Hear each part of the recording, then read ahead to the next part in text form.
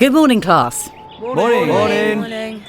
So, today we're going to carry on with what we were talking about last class, which are the advantages of doing sport on a regular basis. Let's start by seeing how much you remember about the benefits of sport. I'm going to ask you some questions, and in your groups, I'd like you to answer them. Okay, so the first question is, can you remember 3 of the specific physical benefits sport offers to the human body that we discussed last class?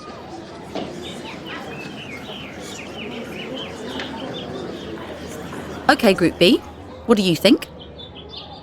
Well, we've got 2. Okay, let's hear them. We think that doing sport reduces high blood pressure and the chance of getting diabetes. Absolutely. Okay, does anyone have any other advantages? Yes, Group D? Yeah, sport is good for your bones. That's right, it strengthens our bones, particularly while we're still growing. Okay, we also discussed that sport can be good for our minds too because of the chemicals that our brains release when we exercise. Can anyone remember the name of these chemicals and how they make us feel?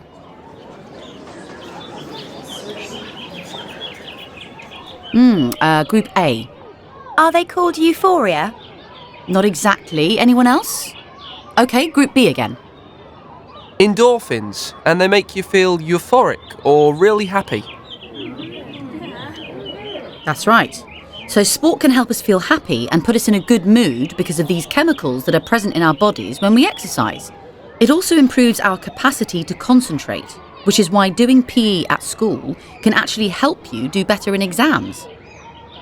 Okay, so that was basically what we covered last week, and what we're going to move on to today is thinking about whether it's better for us to take part in individual or team sports. So let's have a quick show of hands to see what you think. Those who think it's better for us to do individual sports, put up your hands. Okay, thank you. And now, those who think it's better to do a team sport? Okay, well, there are certain advantages to both individual and team sports, but, in my opinion, the benefits of team sport do seem to outweigh those of individual sport. Can you shout out a couple of examples of individual sports? Yeah, like karate or swimming. And tennis. Good. Well, you won't be surprised to hear that in order to succeed in individual sport, we need to have a fair amount of self-discipline to motivate ourselves, which is easier said than done for some people. However, with regular practice, it may be easier to see progress. Also, it's worth pointing out that our individual successes and failures are completely down to the individual, no one else. Okay, I'd like you to have a think in your groups about the possible advantages of doing sport as part of a team as opposed to by yourself.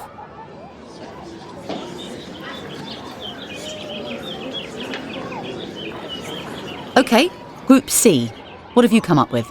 Well, we were saying that it might be, easier to be more motivated to actually do a sport if you're in a team, because you don't want to let anyone down, so you always turn up for sports practice, so you are sort of more committed to doing the sport. That's a very good point, yes. Being a team member certainly helps people feel motivated and make an effort to turn up and play on a regular basis. Well done, Group C. Any other ideas? Group D? Because it's boring doing sport by yourself and it's more fun if you're with your mates. Absolutely. And the sense of being involved and belonging to a group is very positive for most people. Some experts actually believe that belonging to a group or a team makes us less likely to suffer from depression as members develop positive bonds between them. And there are other benefits too. When you work as part of a team, you're learning to work together and rely on each other. Everyone is responsible for the success of the team, so there's less pressure on an individual and, consequently, it's less stressful. And finally, can you think of any skills you develop when you work as part of a team? Group A? Well, you need communication skills to talk to everyone on the team. Yes, very good, Group A. Any more? Group C? Could it be negotiation skills? Yes. You need to communicate and negotiate with your fellow teammates. You also develop trust as you work together with others to achieve a common aim or goal. And all these skills are ones that come in handy in other areas of your life as well as in sport. So you can see that there are many all-round benefits to being in a team. However, perhaps at the end of the day, the most important point is that you choose a sport you actually like, regardless of whether it's an individual or team sport. This recording was created by the British Council.